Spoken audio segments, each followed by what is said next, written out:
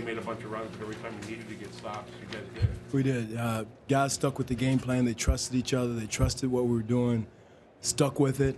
Our big thing tonight was mental toughness because this team is going to score. They're a great scoring team. They've been one of the best I've seen in my many years in the NBA. And, you take away one thing, they figure out another way. They just keep moving out further and further.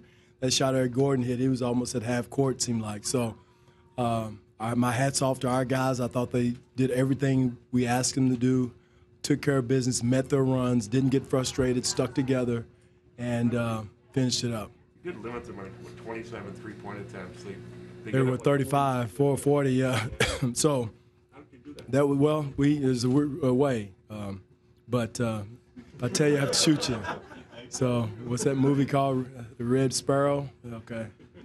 But no, it's one of those things where, guys stuck with the game plan. The mental toughness, you saw that. You've seen it throughout the season. Mm-hmm. But against a team like Houston, does it amplify? It amplifies. But, again, we needed that game the other night against Detroit, and I said that the other night. We needed a tough, grind it out. We need as many as we can get. Because, again, you don't get that feeling until you go. You can go through practice all you want to.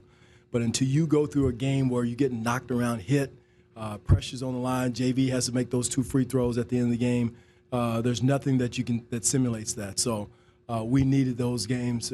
The Miami game, Detroit game, this game is going to pay dividends for us down the stretch. JV, what did you think of his 2 defensive plays he made there down the stretch? Well, I was glad he got 2. I mean, I was needing more, but he got 2, which was great. I was impressed with his free throws. That's one area where he's great. He's got great hands. I thought he got fouled after he gave off the ball foul, which would have given us a ball inside out of bounds also. But again, I was really proud that he just got up there and knocked down the free throws. The block he had at the end on Capella was huge. You asked for a big effort from your crowd. What did you think? The crowd was great. They picked us up. We need them a little bit more when the referees give us, what? Yeah, right. I don't want to get fined, but we need them, and they were great tonight. They really carried us. It was a hot building, and we needed it. The ability to have a 7-footer who can make free throws so you can play him at the end of close games is a luxury for most. He's grown to that. And again, a couple of years ago, we probably had to go small, and everybody got on me about that, but he just wasn't ready for that. And now he's ready. He was able to carry out the game plan in the pick-and-roll situation, be at the rim to block shots, make free throws, make plays, make a handoff at the end of the game. He's grown into that, and that's who he is now. So maturity helps us all. Harden obviously is an elite scorer. How do you think Norm made out? I thought he did great. Even though he was a -7 and Harden got 40, it was a hard 40. I mean, he carried out the game plan, and it takes a lot to pick him up full court. And Norm expended a lot of energy, a lot of fight, a lot of grit up the floor, but he did a great job. And Malcolm Miller came in and got quick 5 points in the first half. We needed it.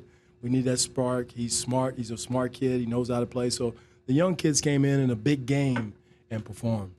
Coach, those last 3 or 4 offensive possessions, what did you like about them, and what would you maybe prefer to get? Well, again, against the switches, we got the switch we wanted. And again, you got to execute that where they were doing the same thing to us. And in the big against teams like that, like Golden State, like Cleveland, like Boston, you're going to see a lot of switching. We've got to be able to execute with the matchups we get. And I thought DeMar hit a big shot. Freddie got in there. I don't know what happened. Kyle got in there, dropped one off to JV. But we got to make sure we attack the feet we want to attack. But I like, we won. So I liked a lot about it. So. The energy and the fire that Kyle started with to get you guys off. He shot the ball well. His shooting got it, and we needed our 3-point shooting to pick up. I don't know what our numbers have been the last 3 or 4 games, but they've been down. And I think once the other guys saw him shoot the ball, they got rolling. He shot it with conviction. Again, we got to continue to get our percentages up from the three-point line. Go ahead. Coach, in the second quarter, DeMar hits the 3 to put you guys up 19, and he went right over to Norm to have a word with him. Were you just encouraged? I don't understand. Second quarter, when DeMar hits the 3, you went right over to Norm to talk to him. Were you just encouraging him? Oh, he was doing something he wasn't supposed to do defensively, and I was correcting him. What was it? Huh?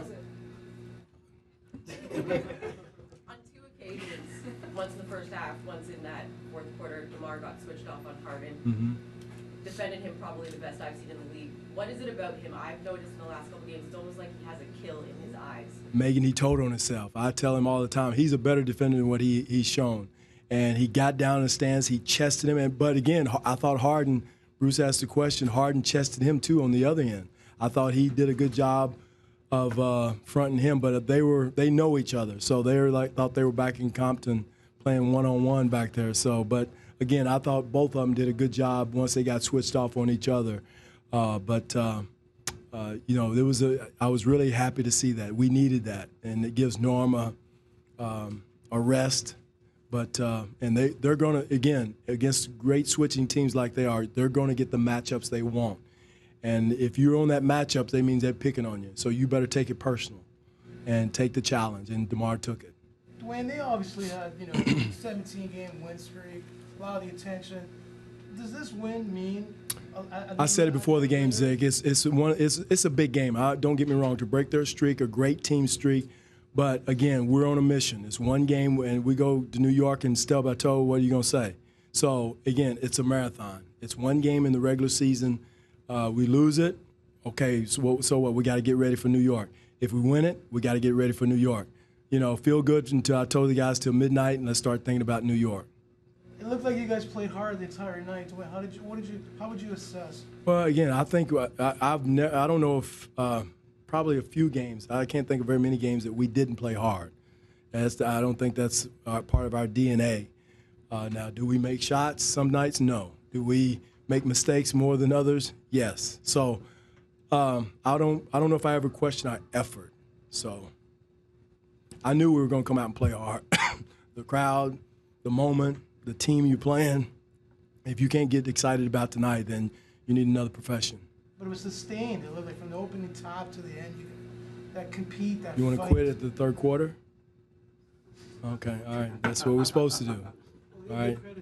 No, well, who's that? Houston's a great team. I give them all the credit in the world. They're great. If you don't play for 4 quarters, you're not going to win, because you saw exactly what they do. They're going to keep coming. They're going to keep shooting. They're going to keep attacking. They're going to keep doing what they do. So you better play as hard as you can for as many of the 48 as you can. That's who we try to be.